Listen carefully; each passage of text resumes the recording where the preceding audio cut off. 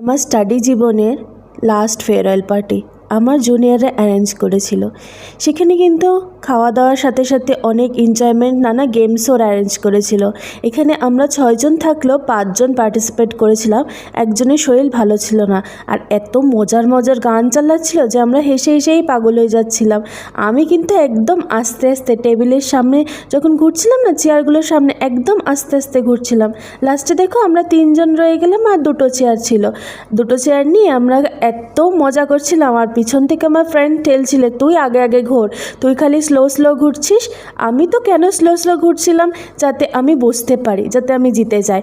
তারপরে এই দেখো আমরা 2জন লাস্টে ফাইনালিস্ট ছিলাম।